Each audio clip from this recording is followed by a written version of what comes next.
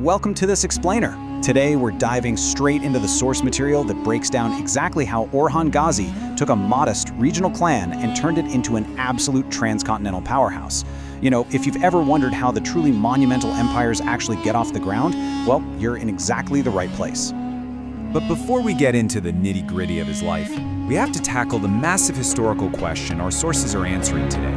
How on earth did the early Ottomans secure their very first foothold in Europe? I mean, this is a geographical and political leap that literally changed world history forever. To understand how that monumental crossing actually happened, we first need to figure out the mind of the leader who had the vision to pull it off. So, let's start with Section 1, Orhan Ghazi, the man. Our story kicks off with his birth back in 1281, and he was born right into the thick of it. His parents were Osman Ghazi, yes, the legendary founder of the dynasty, and Mal Sultana, who was the daughter of a hugely respected figure in the Kai clan. Basically, from day one, Orhan was positioned right at the center of his society's political web. And the historical sources paint a super vivid picture of him. We're talking a tall guy with a blonde beard and striking blue eyes. But it wasn't just his physical presence that got people's attention.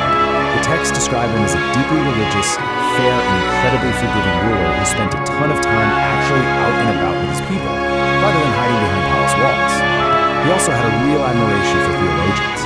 This kind of accessibility, it spread his popularity like wildfire, and he quickly locked in the absolute loyalty of his subjects. Okay, moving right along to our next section, expanding the Ottoman footprint. Tracing his trajectory is honestly fascinating. We jump from his birth in 1281 to a major turning point, stepping up as the definitive leader of the Kai clan in 1326 after his father passed away. From there, things really kick into high gear as we move toward the mid-14th century. It all builds up to his totally historic crossing into Europe in 1345, followed closely by a highly strategic marriage in 1346. Actually, scratch that. Before he even stepped foot in Europe, he had to lock down his home base in Asia Minor. He didn't just sit on the territory he inherited, he aggressively pushed the boundaries. He directly took on the Byzantine emperor, Andronicus III, defeated him, and scooped up massive, historically significant cities like Nicaea and Izmit. This was absolutely crucial because it secured his rear flank and proved beyond a doubt that he was a military genius.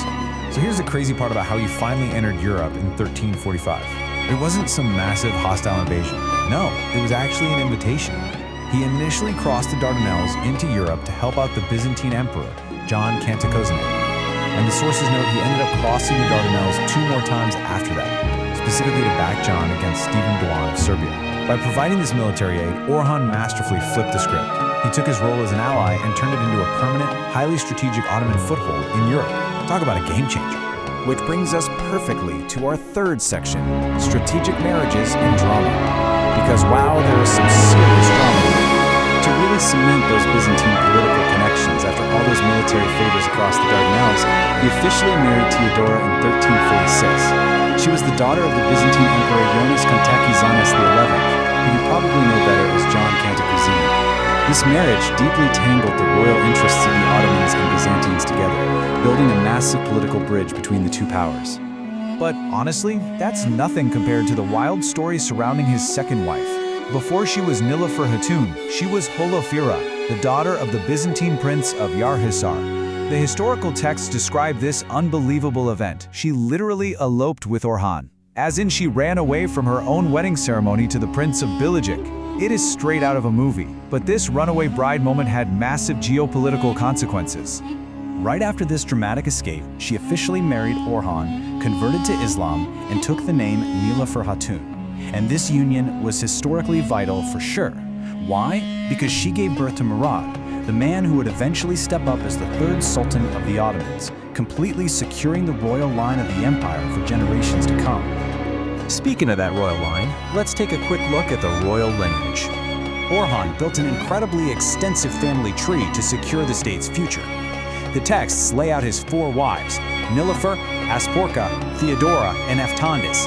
Together, they gave him 5 highly capable sons who would become the absolute backbone of the empire's early administration and military: Suleiman Pasha, Murad, Ibrahim, Halil, and Qasim. Alongside his daughter, Fatma Hatun, this entire family structure gave the rapidly growing state the political operators and heirs it absolutely needed to survive. So, what's the big takeaway from all this? Ultimately, this explainer highlights the sheer, staggering scale of Orhan Ghazi's legacy. He didn't just manage what his father left him, he completely transformed the Kayı clan. Through this wild mix of calculated military victories against the Byzantines, incredibly strategic and, super dramatic, alliances, and that deep, fair-minded bond with his people, he took a regional clan and forged it into a true transcontinental power stretching across Asia Minor and Europe. To wrap things up, I want to leave you with this to chew on. Looking at these modest beginnings and those brilliant strategic footholds secured across the Dardanelles, how did the insane momentum from this single ruler's reign go on to completely reshape the map of the modern world? I mean, the moves Orhan Ghazi made in the 1300s literally echoed for centuries. Thanks for diving into these historical sources with me today, and keep questioning how the past builds the present.